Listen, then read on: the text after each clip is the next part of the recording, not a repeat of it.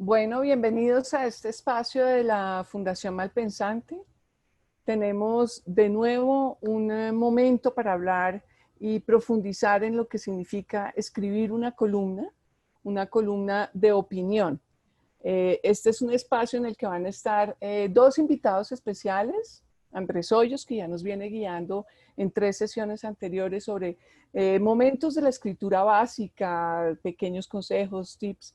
Y hoy tenemos un invitado especial que es Javier Ortiz Casiani. Es escritor, historiador y obviamente es columnista de opinión de dos grandes medios, especialmente El Heraldo y El Espectador. Viene a conversar un poco con Andrés, lo vamos a tener una conversación así tranquila, cómoda, relajada, sobre lo que significa el oficio del columnista. Es un oficio distinto al del escritor y distinto al del investigador histórico. Javier es historiador de la Universidad de Cartagena, tiene un doctorado en el Colegio de México, ha escrito libros, especialmente tiene este libro de la Casa Malpensante, El incómodo color de la memoria, se lo recomiendo. Es un libro sobre columnas, reúne sus columnas y sus crónicas de la historia negra. Él tiene un enfoque especial y una voz especial y por eso lo hemos traído a este espacio. Javier Ortiz nos acompaña desde Cartagena y bueno, pues nada, simplemente abrirles la sala a todos ustedes, bienvenidos, y Andrés Hoyos que va a guiar básicamente esta conversación, empezando por un buen resumen y un poco qué es lo que planeamos en esta sesión de hoy, un resumen de lo que hicimos la vez pasada y qué es lo que se planea para este momento. Andrés, bienvenido, ustedes ya todos lo conocen, director y fundador de la revista El Malpensante y obviamente columnista del Espectador. ¿Cómo es eso de escribir una columna de opinión? Bueno, de eso hablamos en los días anteriores. Bienvenidos todos y todas, pues, como se dice hoy en día, a veces por protocolo. Eh, digamos que eran 4 las sesiones que habíamos planeado. Yo me gasté 3, más que todo yo, contándoles cómo se enfocaba, cómo se escribió una columna. Y ayer creo haber mostrado con claridad cómo escribir la columna que publiqué la semana pasada. Les mostré versiones, les mostré cómo había empezado a meter unos párrafos, tal. Y entonces, y además les envié por correo a los que nos mandaron sus correos, buena parte los abrieron, no el 100%, pero una parte importante, les mostré las distintas versiones. Yo sugeriría, si les interesa el proceso, que estudien un poquito los cambios que van pasando ahí. Yo les mandé 2 de los 4 archivos, tienen control de cambios, para que vean los cambios que se fueron haciendo. Les expliqué que yo por lo menos soy de la teoría de que hay que leer en papel y en voz alta una última vez la columna para hacer una corrección final que usualmente la mejora mucho, en fin. Pero entonces, ¿qué pasó? Pues eran 4 sesiones y para esta cuarta sesión yo ya me imaginé o digo que seguir, pues yo me puedo dedicar a contar cómo he escrito, cómo se escribe X o Y columna, pero se vuelve muy repetitivo. Entonces nos pareció buena idea invitar a Javier. Simplemente les digo que la columna que sale mañana en El Espectador, que se llama La Policía Civil, y habla pues de lo que suponen ustedes que habla una columna que se llama así. Les voy a enviar el enlace, los metí en la lista de correos. El que no quiera recibir ese enlace simplemente me escribe, me contesta, me dice, mire, por favor sáqueme de la lista. También se pueden salir con una pestañita que hay ahí, lo que pasa es que ahí lo saca de todas las listas que yo uso. Pues, si no quieren eso, sino simplemente dejar de recibir esta, pues. Y lo otro es también que me digan cuando quieren recibir el PDF, la imagen de la columna, que yo la mando usualmente ese mismo día por la tarde o por la noche. Yo siempre suelo aclararle a la gente que le envío esa cosa que que los medios, el espectador, pero también el malpensante, necesitamos suscriptores digitales, suscriptores en general, pero suscriptores digitales, pero que ahí lo metí en la lista, como para que entiendan que las columnas en todo su proceso, sobre todo las que salen en papel, como la de Javier y la mía, pues no son gratis, eso cuesta hacerlas, eso tiene que sentarse, eso tiene que gastar plata en imprimir el papel, tiene que montar la página web, eso no es gratis. La idea de que todo lo que sale en Internet y en los medios en Internet debería ser gratis es una idea para mi gusto muy destructiva. Entonces, pues voy a darle la palabra a Javier para que introduzca, digamos, nos cuente un poquito cómo ha sido su trayectoria de columnista y tal. Y les pido también que por favor al chat de Facebook manden preguntas que hoy van a tener, digamos, dirigidas a quien quieran, a Javier o a mí o a los dos. Diana pues va a estar ahí moderando. Que nos manden preguntas porque eso le da movimientos en adelante. De todas maneras, aquí tienen ustedes dos columnistas de los muchos que hay. Son muchos, pero no son tantos, ¿no? De los columnistas que más o menos se desempeñan adecuadamente en su escritura no son tantos porque, como les decía yo ayer, el espacio de 3.500 caracteres es una baldosa. Y ahí hay cantidad de cosas que no caben. Lo que cabe es menos que lo que no cabe. De todas maneras, mi querido Andrés, Javier, dispare pues. bienvenido. Bienvenido a Bienvenido. Javier, gracias Andrés. Y quería hacerle la primera pregunta de Roberto Fuentes, se acaba de conectar y tiene una pregunta maravillosa para iniciar esta conversación que es, pues no es una pregunta, es un comentario, pero yo la traduzco en pregunta y es lo siguiente, ¿uno habla como escribe? ¿Uno escribe como habla? ¿Cómo es ese paso de la oralidad a la escritura que Yo yo creo que después Javier intervengo. Ortiz, sí, yo Javier creo que puede intervenir, pero yo... Javier tiene ese Bueno, pedacito muy agudo y es muy interesante empezar por ahí esta conversación. bueno, lo primero, el agradecimiento, ¿no? A estar aquí en la Casa Malpensante, además que es mi casa. La hice en mi casa antes de que empezara a escribir en ella y bueno, qué bueno estar aquí conversando con Andrés y contigo, Diana. Bueno, alguien dijo que uno no escribía como quería, sino como podía, ¿no? Eh, y lo que trato de hacer es escribir, pues tratar de ubicar cuáles son las habilidades que tengo y por ese camino me voy, ¿no? Por supuesto, el paso de cómo hablas a la escritura es otra cosa, ¿no? Decir, eso es otra cosa. La gente incluso pueden hacer el ejercicio de grabarse y luego transcriban eso para que vean que le puede salir un texto totalmente incoherente, ¿no? Son dos procesos totalmente diferentes.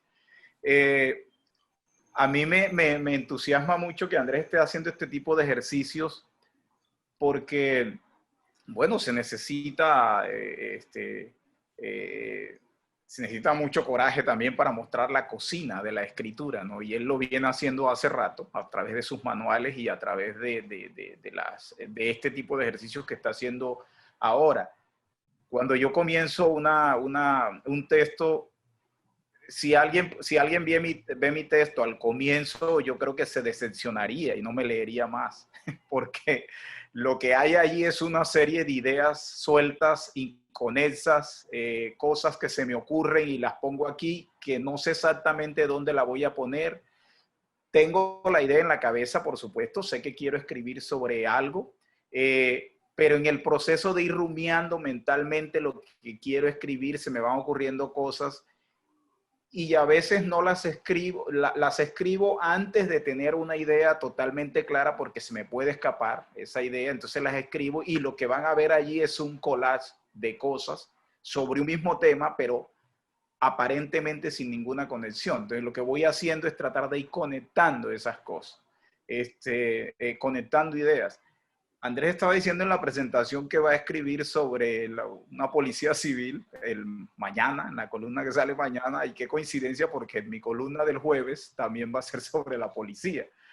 y como yo no puedo dejar de ser historiador, así sea columnista, el apoyo, ¿no?, de esa columna va a ser un referente histórico. La profesionalización de la policía, que nace en 1891 con el famoso general francés, Jean-Marie Gilibert, Jean Marcelino Gilibert, se estrenan sus armas Remington en una protesta de los artesanos de Bogotá en el famoso motín de 1893. Entonces, justo ese dato histórico lo tomo para hablar de que no es que la historia se repita, que es la idea que quiero trabajar, no es que la historia se repita, es que algunas instituciones suelen repetir los pecados de origen, ¿no? El pecado original. Y eso me conecta mucho con la discusión de la actualidad. Normalmente lo que hago como columnista es eso, es tratar de encontrarle alguna aplicación a mi formación de historiador para conectar hechos actuales. A veces me quedo solo en el pasado, a veces solo me interesa contar algo del pasado y dar una opinión sobre eso. Pero trato lo sucesivo porque me preocupa mucho en este ejercicio de la opinión que como cada vez hay más espacios de opinión y más espacios de difusión de opinión mala o buena, mucha mala, la gente cree que las cosas se inventaron hoy o ayer, ¿no? Y entonces es como tratar también de decirle a la gente, miren, esta cosa sobre la que todo mundo quiere opinar tiene unos antecedentes que a veces no están bien ubicados, que no se han discutido en profundidad, que se suelen usar anacronismos también cuando tratan de ubicarse los antecedentes, entonces como que ubicar a la gente en ese tipo de cosas.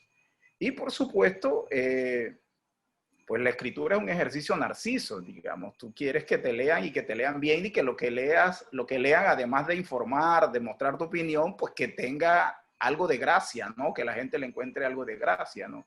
Y por supuesto trato de darle un toque también de, pues, literario a la opinión para que, pues, no se quede solo, un poco también para la vanidad y para el ejercicio, narciso propio de todo escritor, ¿no? Entonces, para volver a la pregunta y cierro para que Andrés, darle paso a Andrés, yo diría que no, es un proceso totalmente diferente. Lo primero es la idea que empieza a darte vuelta en la cabeza y quizás la hablas mentalmente. En mi caso voy soltando esas ideas que se me ocurren, las voy poniendo en Word. Luego les voy dando orden, es un trabajo, luego viene un trabajo de investigación para darle más sustento a las ideas que tengo. Y luego viene un trabajo ya más de carpintería y es cómo acomodas, cómo vas acomodando, qué palabras reemplazas. Y lo que decía Andrés es clave, leer, ¿no?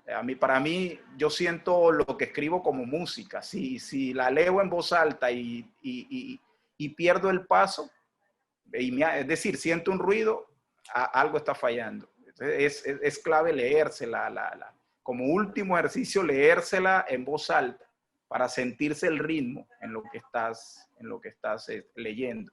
Además de la coherencia en la opinión, ¿no? El ritmo que llevan. Bueno, a ver, yo esto lo expongo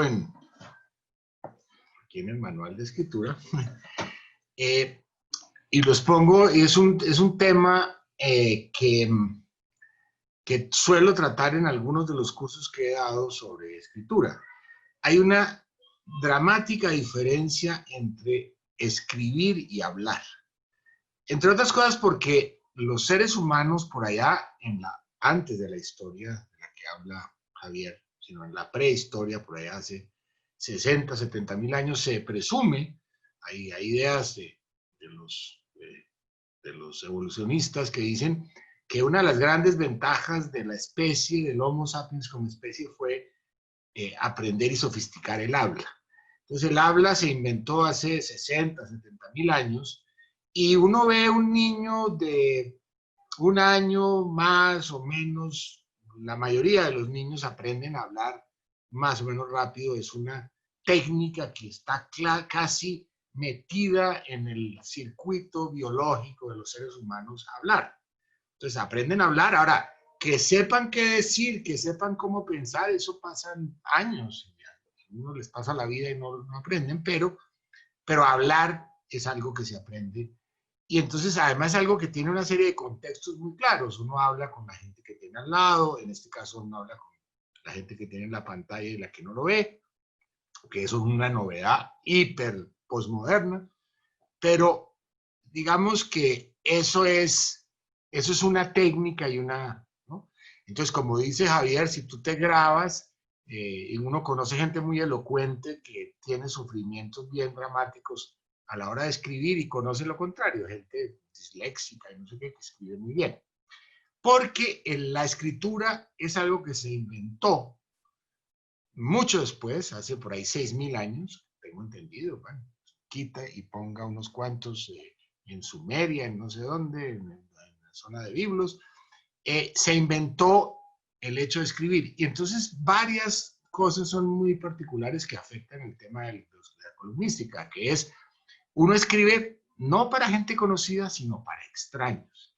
Y la noción, aquí estamos hablando en parte para extraños y de alguna manera eso nos pone una serie de exigencias en el orden de lo que vamos diciendo, pero normalmente uno habla en una sala, uno habla con un niño que tiene enfrente, mientras que al escribir uno tiene que aprender el protocolo de que está escribiendo para extraños. Entonces los extraños, lo primero que pasa con ellos es que no saben de qué demonios está hablando uno. Entonces, toda la técnica de la escritura tiene ese elemento que es cómo hace uno para seducir a un extraño y no a un conocido como pasa con el habla.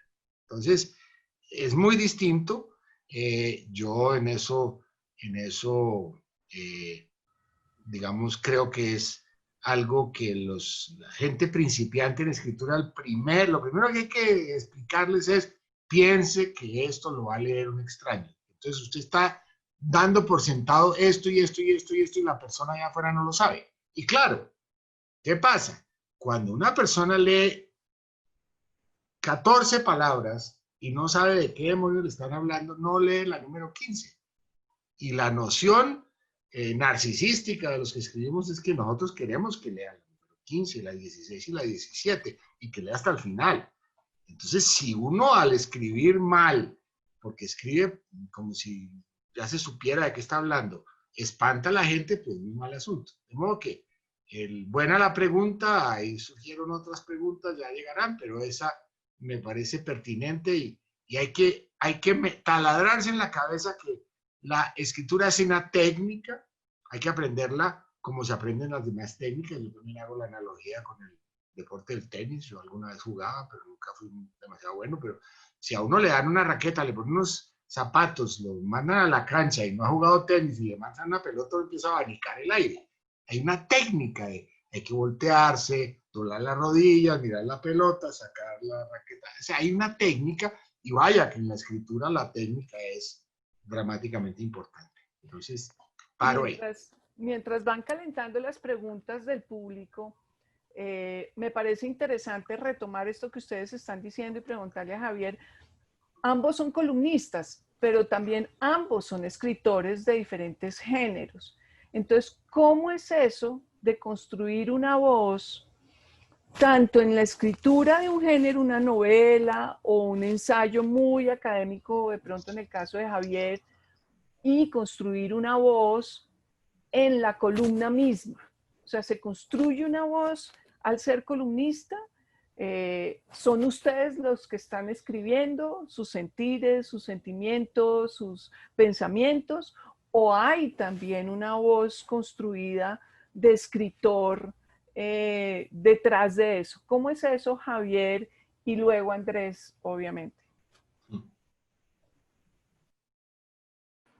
Yo creo que sí, que claro, que hay que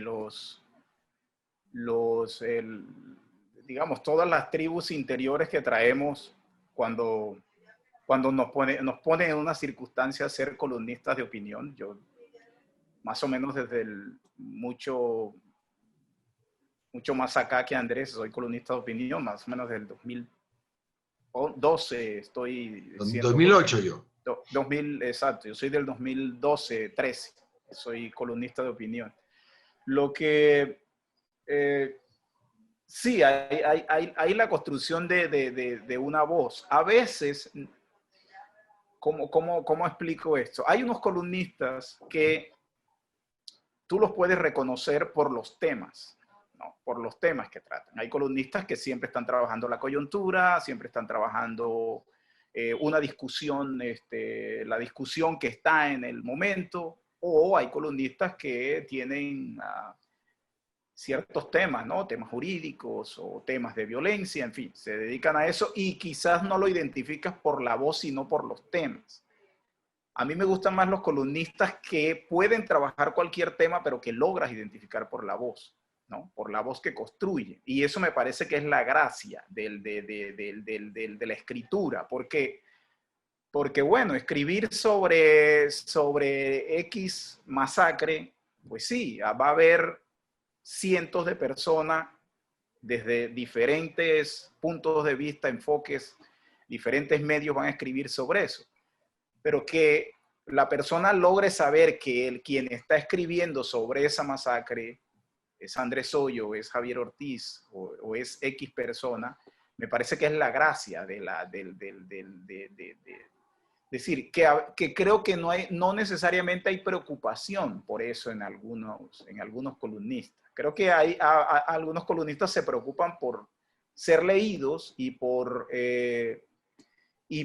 estar en el tema candente, en el tema del debate, y quizás no hay preocupación por el estilo, por encontrar la voz. A mí me interesa, me interesan algunos temas de coyuntura, no siempre, pero sí escribo sobre temas de coyuntura, pero me interesa que sea mi voz la que está hablando de eso, ¿no?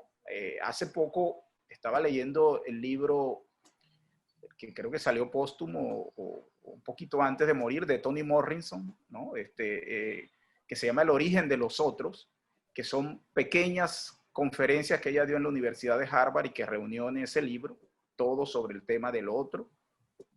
Y ella explica allí cómo escribió es un ejemplo que quizás no viene al caso, pero que me parece que puede ilustrar algo, porque pues ella está describiendo en algunas de esas notas, de esas cuatro o cinco notas que tiene allí de esas 4 o 5 conferencias, está hablando de cómo escribió cada una de sus novelas. Y uno ve una mujer que es supremamente radical en su postura sobre la defensa de los afroamericanos, en su postura racial, digamos, pero que escribe también que uno nunca ve un panfleto, ¿no? Sí, uno nunca va a encontrar un panfleto allí. A mí me interesa que, si bien estoy escribiendo sobre temas que pueden ser abordados desde la discusión política, a veces panfletaria, me interesa que eso que yo escribo no se confunda con un panfleto. Así esté denunciando con la misma fuerza lo que a veces se denuncia a través de una escritura que tiene ciertos visos de panfleto. Creo que esa es la gracia de la columna de opinión. No es solo decir, no es solo denunciar, no es solo dar tu opinión sobre algo, sino que la voz se pueda escuchar allí, que se sienta tu sello, diga, en lo que estás escribiendo. Bueno, a ver, la singularidad, sobre todo de los que de alguna manera nos pueden llamar intelectuales, escritores, es una construcción relativamente inescapable. Más aún, uno no quiere del todo escapar, aunque pues yo ayer decía o recordaba que Hemingway en algún momento dado, tal vez pesimista, decía que el estilo es la suma de torpezas por las cuales a uno lo reconocen, pero no, digamos uno va encontrando su propia personalidad, una personalidad armada, elaborada, Eh, entonces, la voz del escritor de algún mérito debe poderse reconocer. También sospecho yo que se pueden reconocer algunas ideas recurrentes, aunque yo decía y sostengo que la mejor manera de abordar muchos temas es por lo menos no saber del todo qué es lo que uno va a decir. Qué sé yo, yo me puse a mirar para lo de mañana, pues este famoso cuento de que la policía en Colombia tiene una estructura militar, generales, no sé qué, y que eso le ha causado una serie de rigideces y de problemas. Como dice Javier, eso tiene además una historia. Pero claro, lo que pasa con la historia es que con frecuencia hay que enmendar la historia, ¿sí? Las explicaciones históricas son convincentes hasta que dejan de ser convincentes. Entonces, eso. Ahora, yo, de todas maneras, el yo del escritor, del columnista, digamos, tiene su importancia y uno aparece ahí, pero claro, hay que darle espacio a las personas que uno invita como personajes, como darles, claro, 3.500 caracteres no cabe una gran descripción, pero uno sí debe perfilar, o sea, simplemente mencionar, no, ahí está Javier. Oiga, pero ¿cómo? ¿Y quién es Javier? ¿El señor tiene gafas? ¿No tiene gafas? Yo no sé. Pues hay bastantes cosas que se pueden decir para individualizarlo. Ahora, sin embargo, un error muy común de muchos columnistas es ser autocentrados hasta el punto de no explicar, de pretender que las cosas valen porque ellos las dijeron. Eso les pasa a muchos. Yo ayer decía, y lo sostengo, que alguna vez, y esto todavía hoy, el día que vaya a haber reseñas otra vez en Malpensante, que por alguna razón no las hemos podido mantener, yo siempre les decía a los que iban a escribir reseñas, a mí sí dígame qué piensa usted, pero mucho más importante, dígame por qué piensa. No qué piensa, sino por qué. Explique su por qué. Dígame, esta película es mala porque tal cosa, porque pasa esto, porque esto es absurdo, porque esto es, ¿no? No me diga, a mí me parece mala, que es muy típico, y eso por ejemplo en España es más o menos típica en la crítica de libros, no, no, esa novela me pareció una birria. ¿Y qué me importa qué le pareció a usted? Porque lo importante de un esquema reseñístico, también de la columnística, es que uno pueda leer al columnista o al reseñista y sacar conclusiones distintas, sin que el columnista se haya desdorado del todo, sin que se haya contradicho, simplemente uno saca conclusiones distintas. Entonces, diría que eso es lo que tiene que ver pues, con el yo en la escritura. Ahora, Pero uno ya... lo que logro, esto lo voy a atar a una pregunta que tiene alguien que está conectado con nosotros por vía Facebook y que de hecho ha estado en todos los talleres, se llama Manuel José, lo hemos seguido delicadamente. Él pregunta, grosso modo, las diferencias entre los columnistas anglosajones y los columnistas, en este caso, colombianos. Yo sí noto que tengo dos columnistas enfrente, a Javier Ortiz con una voz muy distinta y una práctica muy diferente en la escritura, aunque ambos son columnistas, con Andrés. La voz de Javier es notablemente diferente.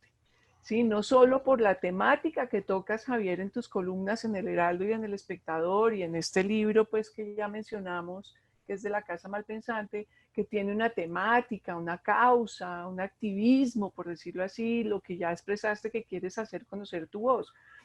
Y es muy distinta la voz de Andrés, que es una voz mucho más práctica también, diría yo. No es por quitarle poesía a ninguno de los dos o ponerle más poesía, pero creo que sí hay tonos muy distintos en cada uno de los dos. Esto obedece a que hay patrones anglosajones, a que ustedes son distintos en personalidad. ¿A qué obedece estas diferencias de voces? Javier.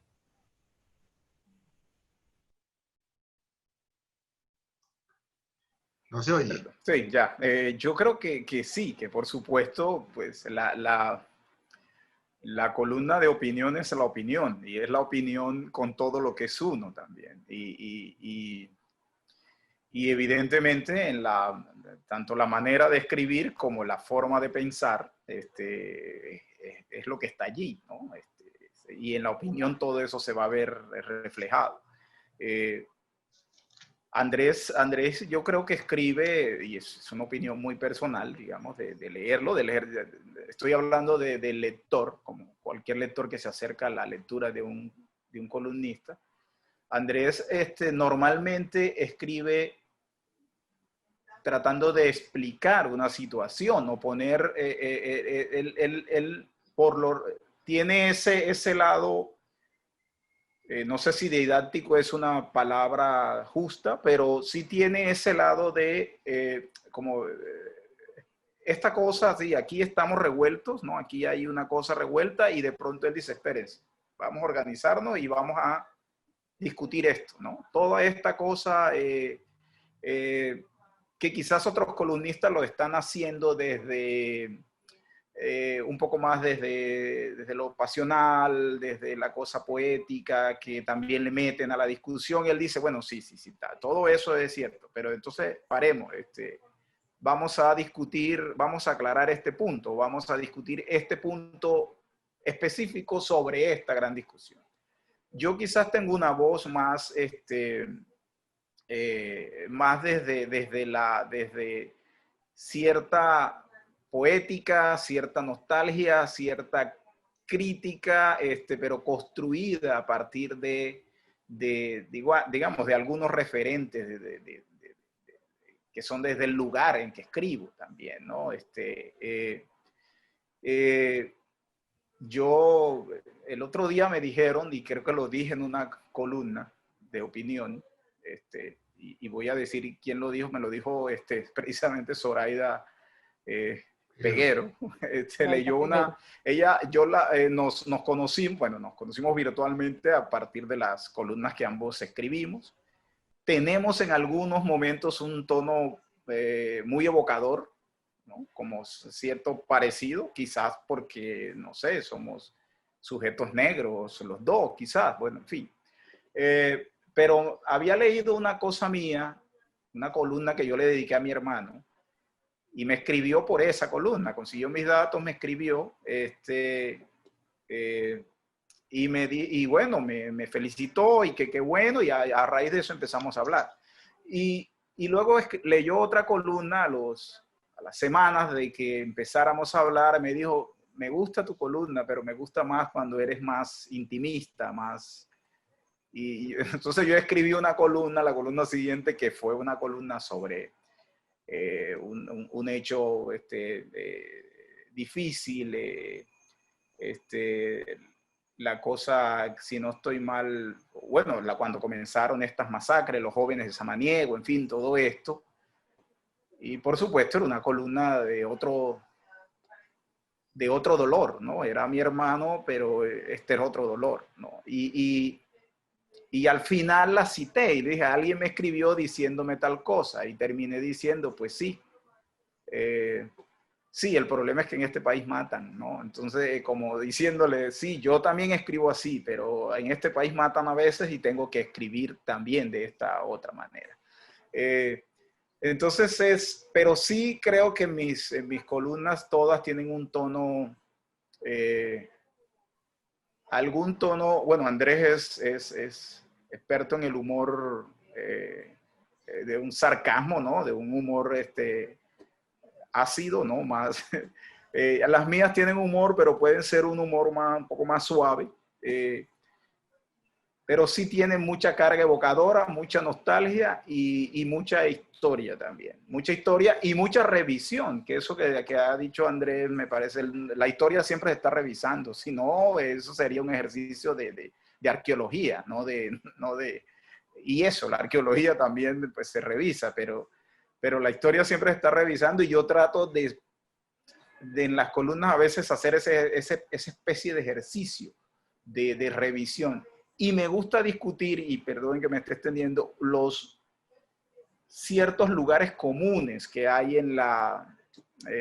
por ejemplo, Arnoldo Palacios repetía en todas sus entrevistas que García Márquez le había dedicado una nota en el Universal cuando él se iba para Francia en 1949, que se ganó una beca. Pues me puse a buscar y resulta que Gabo nunca firmó esa nota. Fue una nota que la pudo firmar Gabo, la pudo firmar Rojas Erazo, la pudo firmar Clemente Manuel Zavala, pero nunca la firmó Gabo. Pero claro, la horma de la memoria tiene que adaptarse a la horma que triunfó. Entonces todo el mundo decía que Gabo le había escrito. Entonces escribí una columna sobre eso, y creo que ese tono siempre está allí. Gracias, Javier. Andrés, ¿cómo es eso de Bueno, los anglosajones? Porque nos da la impresión que usted tiene esa sí, herencia por ahí. yo tengo una formación anglosajona. Les decía ayer que me da, pues, por decirlo barato, envidia a los columnistas anglosajones, aunque yo no sé si yo en un país anglosajón me dedicaría a ser columnista, porque allá los columnistas son profesionales, no escriben, realmente escriben columnas. Maureen Dodd, no sé qué, columna, 1 o 2 por semana, y les pagan muy bien su cosa, Brooks, en fin. El nivel de las columnas en el mundo anglosajón en Estados Unidos, pues, sin ofendernos, es en promedio superior por lo menos en el nivel de investigación y de reportaje, porque una columna idealmente tendría que tener una serie de reportajes, un trabajo de reportería detrás que a Javier y a mí, hasta donde yo sé, no nos alcanzaría el tiempo en este momento para hacerlo y no nos alcanzaría lo que nos pagan. Bueno, pero ahora, en cuanto al enfoque, o sea, yo de tarde en tarde me desvío y escribo pues sobre música y sobre otras cosas, pero creo yo que sí, que hay que estar pendiente de la actualidad.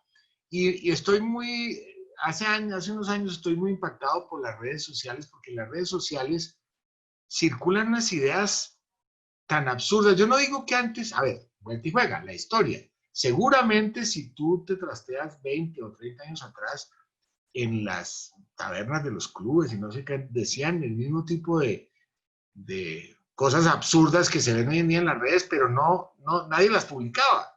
Los que publicaban, digamos, sopesaban, cruzaban, tenían un cierto nivel de desinteresis que, en cambio, hoy en día cualquiera en Twitter, no sé dónde, puede tener 100, 200, 1000, 5000, 50,000 seguidores y escriben unas cosas. Entonces, yo hace un tiempo trato, y en algunas discusiones me gusta es, por un lado, mirar aquí, ¿qué es relativamente indiscutible sobre un fenómeno?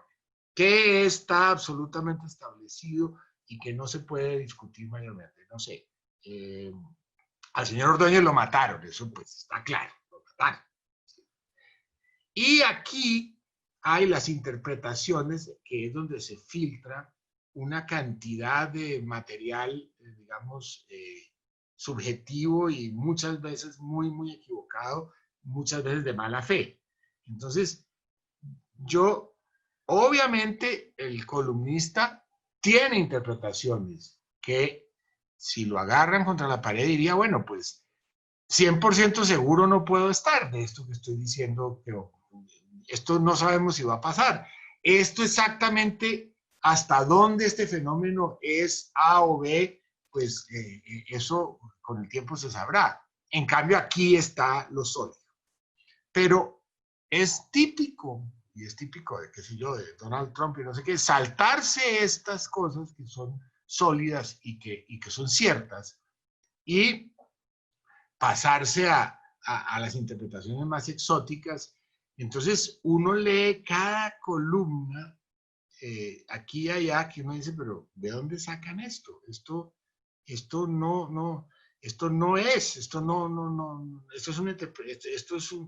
basado en información equivocada. Yo les decía ayer que una vez al año a mí se me mete un dato equivocado en una columna y me da vergüenza con los años después de haber metido la pata, de haber cometido un error factual, y procuro que sea, qué sé yo, pues así los errores gruesos una vez al año.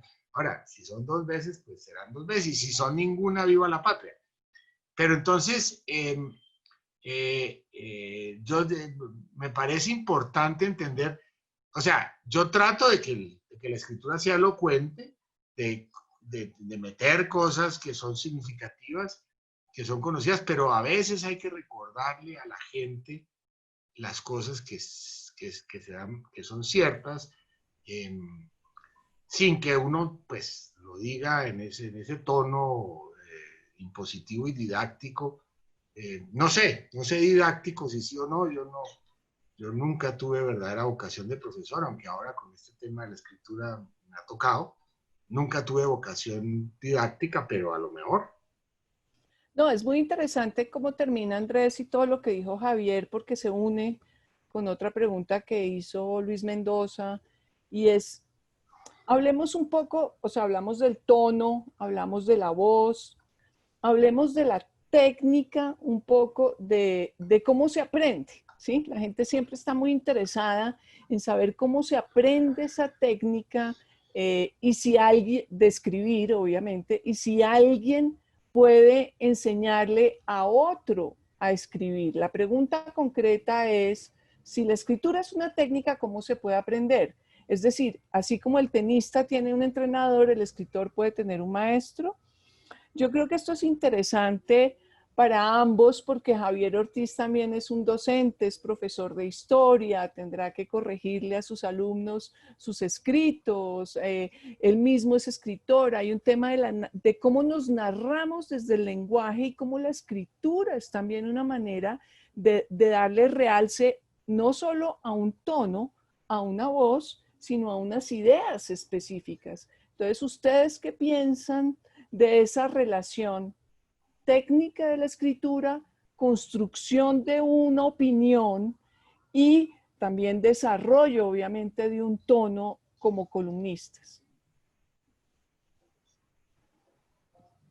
Bueno, es una pregunta, además que es una pregunta para Andrés, básicamente, porque no, y digo que es una pregunta para Andrés porque si tú me preguntas, y esto suena ya a una respuesta manida o a un cliché, en fin, si tú me preguntas yo por qué escribo, pues yo escribo porque leo, digamos, porque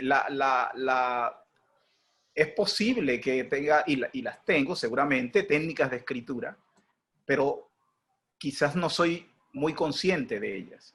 Andrés, en cambio, sí ha cultivado una escritura y tiene técnicas para eso que además las enseña.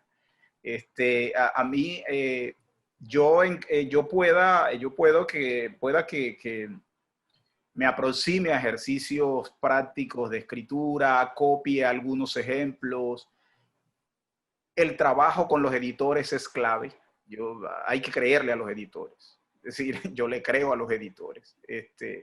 Yo siempre he dicho que el editor es como esa persona que sabe que intuye que tú tienes alas, a pesar de que tú no lo tienes muy claro y que te lanza al vacío, ¿no? Para que vueles.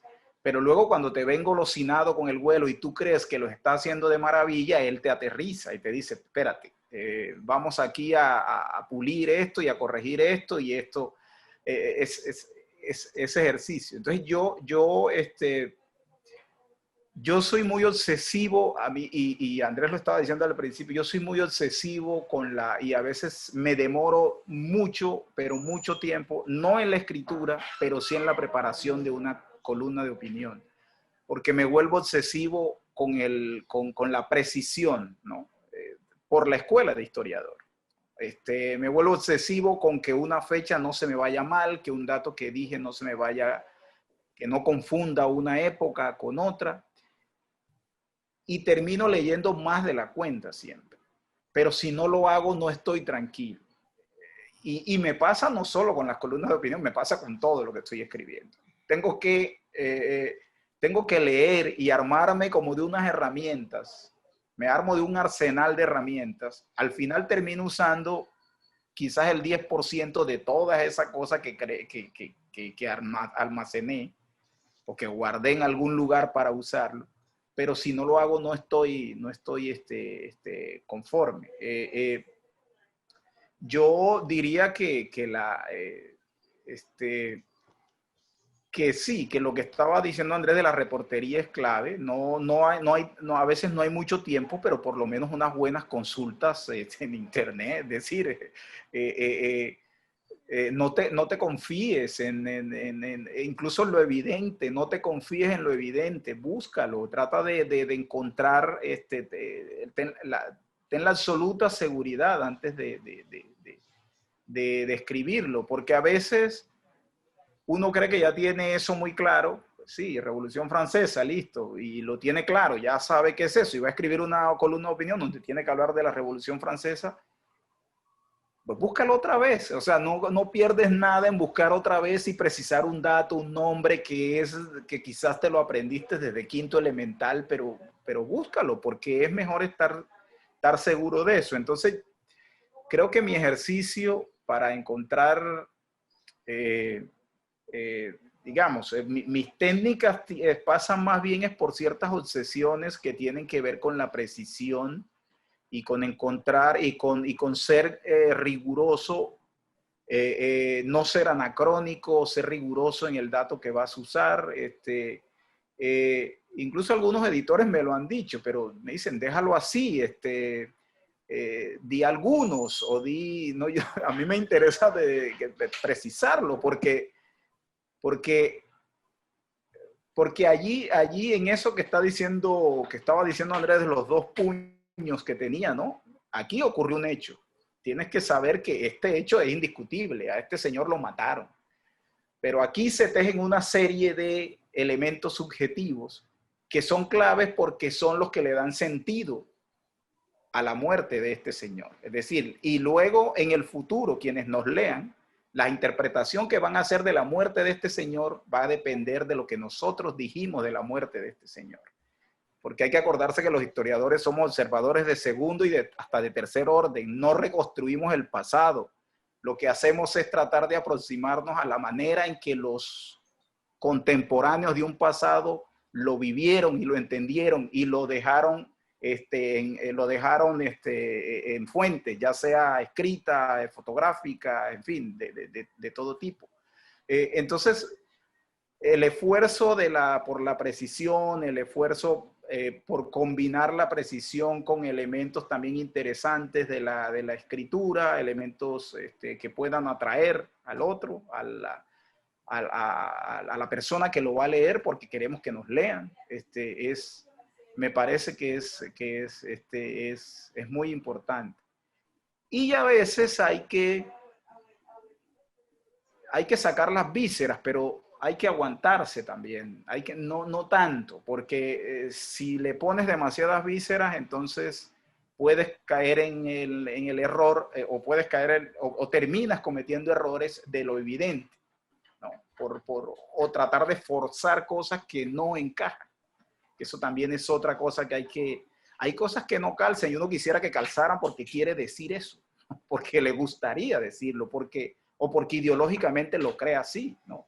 Le gustaría forzar cierta cosa para que cupiera porque le parece interesante desde tu posición, ¿no? Que eso estaría bien decirlo, pero pues hay veces que no calza y tienes que decir, no, pues nada, no. Tengo que irme por otro lado porque por ese lado tienes que cambiarle el tono incluso porque ese no es, en fin, y tienes que poner en balanza las cosas. Porque además tienes que convencer, tienes que tratar de ser convincente, ¿no? Y a punta de víscera no vas a convencer, solamente a punta de víscera no convences al otro. Bueno,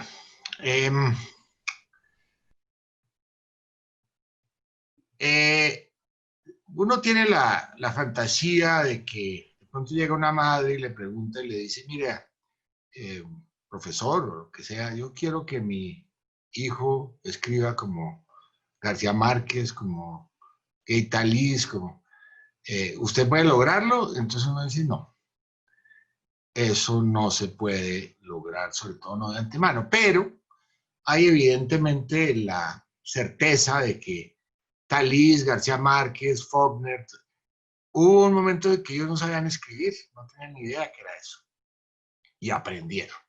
De modo que la escritura el aprendizaje de la escritura sí se puede acelerar, sí se pueden destorcer cierto tipo de hábitos inconvenientes. Yo eso es lo que digo en el libro, me parece esencial que la gente entienda que para aprender a escribir bien tiene que adquirir unos hábitos sanos de escritura, unos hábitos, unos... Ahora, esos hábitos dependen muchas veces de las capacidades y el talento de las personas. No es lo mismo, yo varias veces he puesto el, el ejemplo de un amigo de cuyo nombre no me voy a acordar, que es un raconteur, como se dice en francés, extraordinario. Él se para de aquí, va a hacer pipí, vuelve y tiene un cuentazo para contarle a uno. Pero le cuesta trabajo escribir, escribe bien, pero le cuesta trabajo, porque hay gente que tiene digamos, que tiene esa capacidad de primera versión de contar extraordinariamente y que después, a la hora de sentarse a armar y pulir un escrito, no se le da. Yo, por ejemplo, yo no soy el mejor contador de cuentos. Si a mí me dicen, cuéntame cómo regresaste el otro día por la carretera, pues yo le cuento algunas cosas, pero en cambio, si yo me siento a reconstruir, a rearmar, a recordar pedazos, empiezo a mover una cosa para arriba y para abajo, creo que al final de cuentas me sale mejor. He dicho, y lo repito aquí, que el talento de las personas suele venir en formato cangrejo. Una pinza grande y una pinza chiquita. Y la manera de desarrollar ese talento es enseñar a la pinza grande, no mochársela, a que alimente a que le ayude a la pinza chiquita de tal manera que haya un balance en el resultado. Entonces, sí hay una serie de cosas. Ahora, yo al escribir el manual, porque pues mi formación medio gringa, estos manuales como el mío ya son más o menos comunes en español. Modestia aparte, no había manuales como este, no hay todavía hoy, ¿no? Hay una serie de libros sobre errores gramaticales, sobre esto sí se dice así, esto no se dice así, esto es correcto, esto es incorrecto, pero la escritura no depende del nivel de corrección. Les he contado varias veces que Julio Ramón Ribeiro es un escritor extraordinario, cuentista, aforista, maravilloso, peruano, que vivió, pues, no sé, 50 o más años en Francia y le metía cantidades de galicismos a su escritura en español y ahí están. Y los editores han tenido el tino de dejarlos tranquilos. Ahora, en cuanto a los editores que menciona Javier, en general, hay que decir que los editores son fundamentales, entre otras cosas porque ayudan a trabajar el material en manuscrito.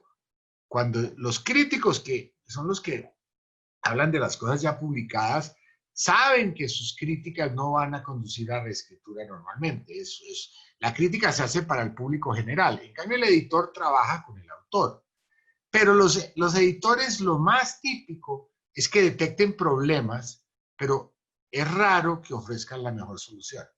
Entonces, lo que uno tiene que aprender al tratar con los editores es a oírles cuál fue el problema que detectaron, entender si el problema está ahí, que por lo general sí está ahí, y después uno encontrar su propia solución a partir de pronto de algo que le dijeron, de alguna sugerencia, pero muchas veces, yo no sé, pues, típica comentario de editor de revista, que yo con los años, yo no nací editor, pero me fui volviendo por accidente de la vida, le mandan a uno cuentos, y en los cuentos hay cantidad, hay muertos y muertos y muertos. Entonces, una primera sugerencia tonta que uno les hace muchas veces, no mate.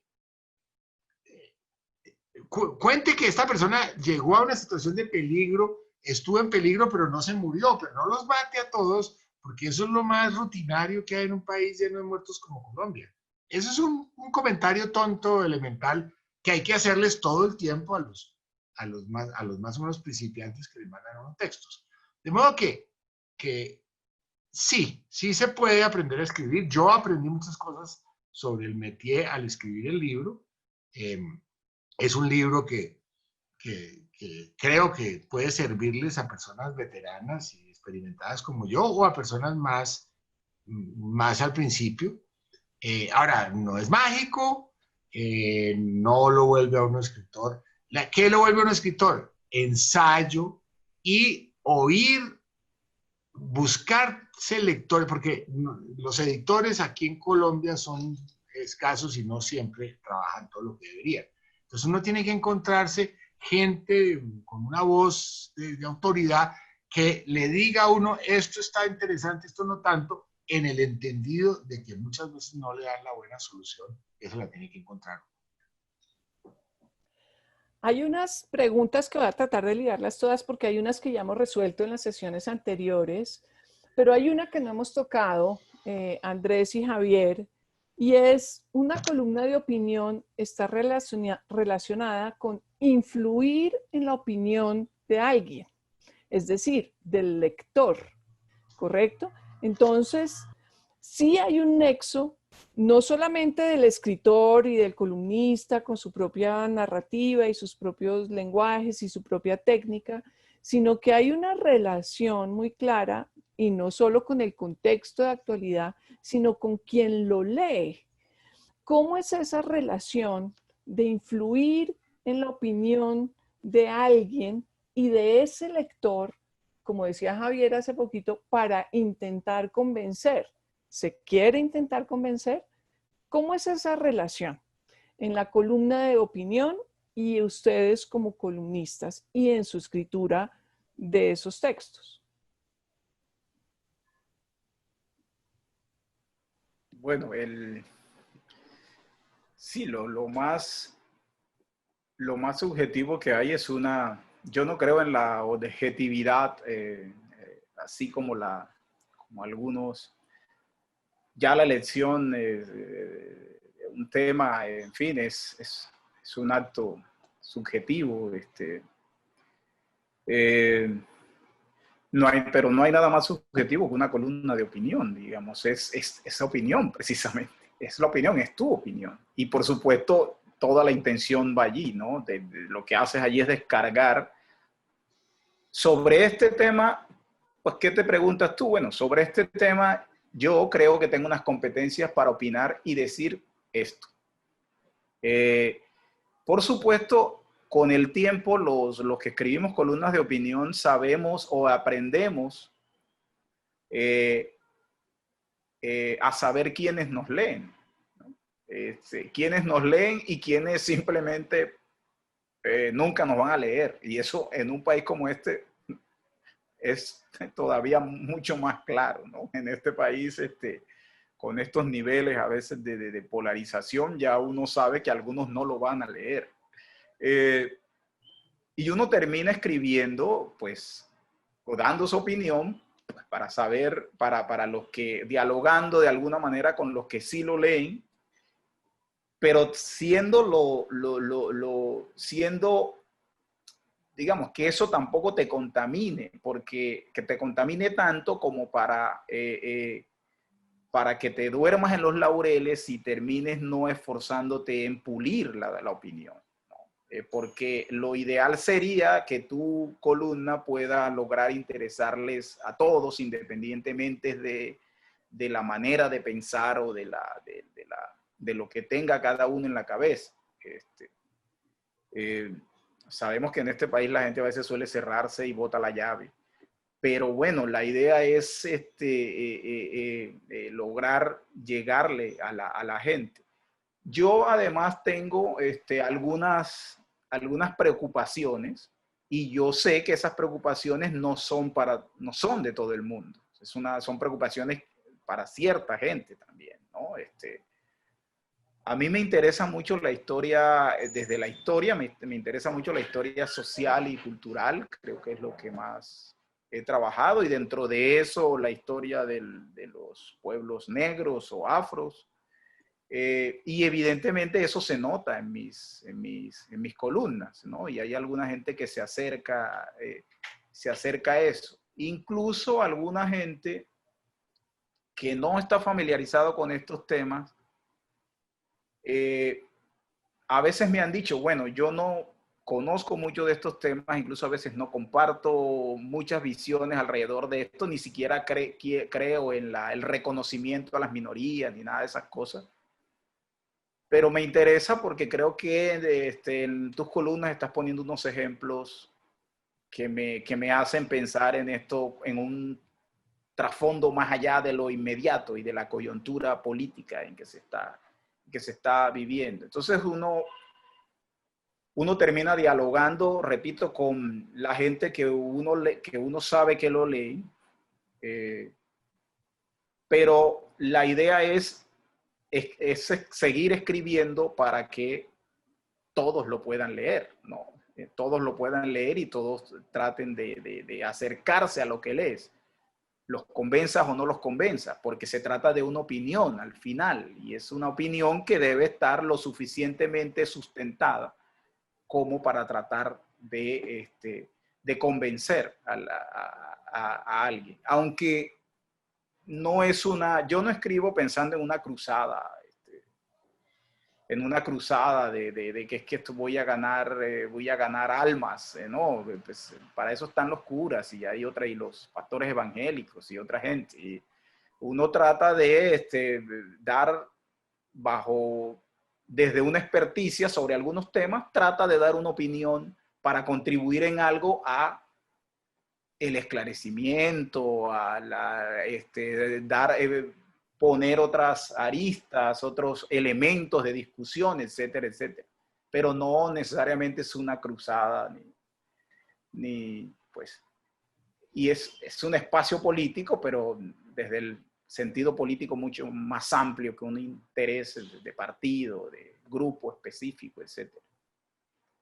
Andrés, gracias Javier. Andrés, uniendo a esta anterior pregunta, hay alguien que hace una pregunta que me parece que está relacionada. Ilse Peña Camargo dice, ¿cómo alejarse del tono moralizante al escribir una columna? Creo que eso es algo muy interesante y creo que usted tiene opiniones sobre eso también. A ver, sí, son preguntas relacionadas y empecemos por... A ver, yo sospecho que uno no debe perder del todo, totalmente la ilusión de que va a convencer sobre todo a las personas que tienen algún poder con algún argumento muy bien montado que uno dé. Porque si no, se volvería uno un poco cínico y un poco, pues, indolente, ¿no? Pero la verdad es que uno da opiniones que a veces siente que están bien estructuradas y que son sensatas y sabe que en el 99% de los casos, si no más, las cosas van a seguir como venían. Esto, sin embargo, tiene un cambio y una cosa que habría es un tema histórico interesante que Javier podría ayudar a mirar más adelante, es las ideas, sin embargo, sí entran en la estructura mental de la sociedad. Lo que pasa es que no entran al ritmo de que publiqué una columna con esta idea y por lo tanto pasado mañana el cambio se dio. Eso no es así.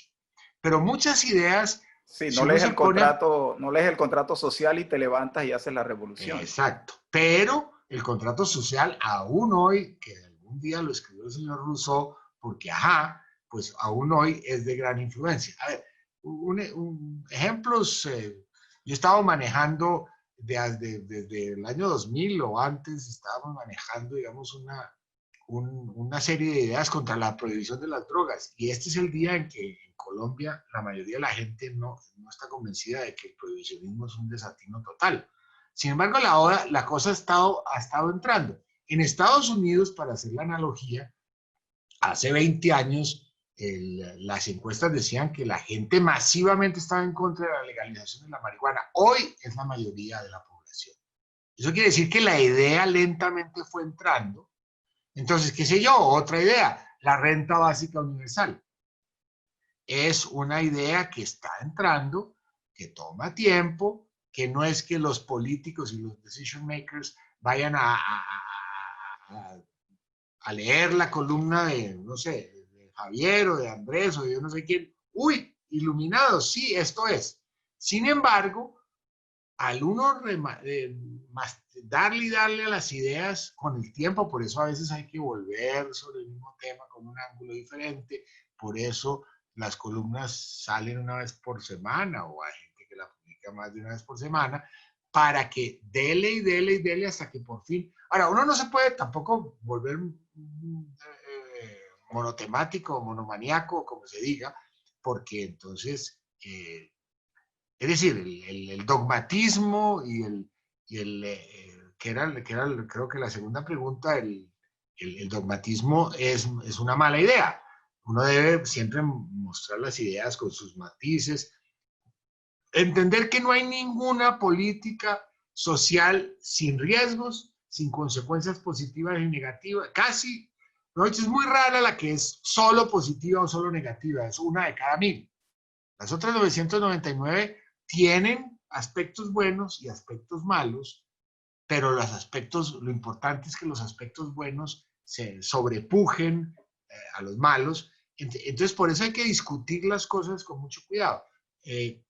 Entre otras cosas, pues la lógica de la democracia es esa, que el poder cambia de manos. Yo por eso veo a la gente con tono apocalíptico en estos momentos de que tal cosa y el gobierno actual.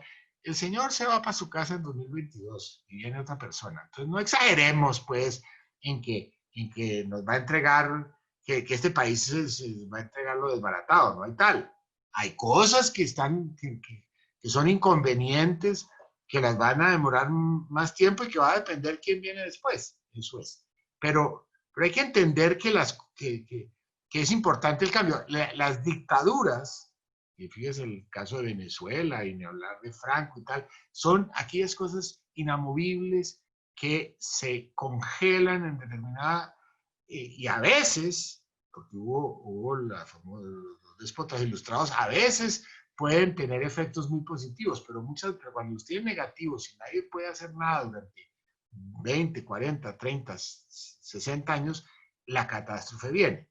O sea, en cambio, estos regímenes democráticos admiten cambio. El cambio debe ser discutido, se debe ver a favor y en contra, se debe ver lo que sirve y lo que no sirve, y es muy importante que la gente opine, y que opine con claridad, y que después venga otro al lado y opine diferente, ¿sí? Ahora, el mundo social es, así en principio, tremendamente godo, le cuesta trabajo arrancar. Yo tengo un ejemplo aquí, pues, para finalizar este tema, y es, mientras más leo sobre la ganadería silvopastoril, más veo que es una de las tecnologías que para el trópico sería esencial, sería bueno para el medio ambiente, bueno para todo. Y sin embargo se desarrolla muy, muy lento y la gente no lo discute. Y lleva años, eso está inventado hace décadas, y se desarrolla muy, muy despacio. Y entonces hay ganadería extensiva, que esa sí es letal, y esa sí se desarrolla más rápido. ¿Por qué no se logra meter eso en el ideario para que arranque más rápido? Buena pregunta. Obviamente tendría que venir un cambio político, unos dirigentes que dijeran, no, vamos a darle duro a esto porque esto es virtuoso. O sea No que es seguro. una columna de opinión es finalmente una pequeña idea que sí se instala o se rueda, digamos, en el contexto del medio de comunicación y por ahí va llegando y calando a una sociedad lectora, por lo menos. Yo quiero leer, y creo que con esto podemos ir finalizando, algunos de los títulos que tenemos de las columnas de opinión de Javier Ortiz Casiani en este libro que se llama El incómodo color de la memoria, y que hemos hecho toda esta conversación alrededor de las columnas y las crónicas. Y creo que es interesante tocar ese último punto que está relacionado con el arte de la escritura, pero con el arte de titular una columna, que no es lo mismo que titular un libro o titular un ensayo, sino que son 3.500 caracteres o 1.500 palabras, en fin, son tan cortos los espacios de los textos. 1.500 palabras jamás te da. Bueno, pero titularlos es todo un tema, porque no es evidente que esa titulación sea tan fácil. Y voy a leer algunos porque son las columnas que Javier nos ha compartido. Y son, por ejemplo, dice, sábanas blancas, espejitos y abalorios, paraíso en venta, paraíso salvaje, ladridos de un historiador, la infamia, el precio de un gesto, quién fuera Tambó, rumores de cruces ardiendo, respirar, Black Power, sonero, bogá, alumbrá, y esa columna en especial, yo sé a quién se refiere, a nuestro amigo, el poeta famosísimo No, ese Candelario, es, o sí, no, claro, pero es sí, claro, Candelario es un Cabezas, homenaje a Óscar Collazos cuando a murió Oscar Cabezas, y tomo el verso, el verso sí, el verso. Eso es de todo un Candelario. arte titular. Entonces, pues yo les recomiendo para aquellos que están siguiendo esta conversación y siguieron la de ayer y las anteriores, pues este es un ejercicio, digamos, en la práctica de recopilación de columnas. Entonces, Que escriban preguntarles, al menos correos electrónicos, escriban. pero preguntarles a ustedes dos para finalizar, y es, ¿cómo titulan una columna? Uy. Eso sí. Buena pregunta. Bueno, sabes que a veces eso depende más de unas cosas técnicas, anodinas incluso, que de, que de otra cosa. Por ejemplo, ya no estoy escribiendo en el Heraldo, ya dejé de escribir en el Heraldo. Me cansé ya del Heraldo porque, bueno, estaba enredado y me quedé solo con El Espectador. Pero, por ejemplo, alguna vez en el Heraldo estaba en la página, yo quedaba en la mitad, arriba había una, dos en la mitad y yo trabajo. ¿Eso qué quería decir? Que el título no podía ser muy largo. Entonces, casi todas mis columnas de Heraldo tienen títulos de una sola palabra, ¿no? O de dos palabras cortas, pero frases o palabras, frases más extensas o dos o tres palabras, difícilmente las vas a encontrar por una cosa básicamente técnica en ese caso. Obvio que en esa cosa técnica, pues trata de buscar una palabra, bueno, una palabra que llame la atención, ¿no? Que invite a leer. Incluso yo a veces pongo palabras que despistan, que el que la lee no sabe de qué va la columna, sino que la lee y bueno, como que este loco de qué va a hablar aquí. Con El Espectador me pasó que a raíz de toda esta cosa virtual, había que, nos sugirieron, y seguramente a Andrés le llegó ese correíto, nos sugirieron que tratáramos de no poner títulos de una palabra o títulos que no dijeran de qué iba la columna, que el lector no intuyera de qué va lo que va a leer. Entonces, casi que nos pidieron, de hecho, un título para el físico y un título para el virtual, ¿no? Y que en el virtual podías extenderte, podías escribir casi que el título podía ser como los libros del siglo XVIII, del siglo XIX, ¿no? Que eran la introducción. El título parecía ya la introducción.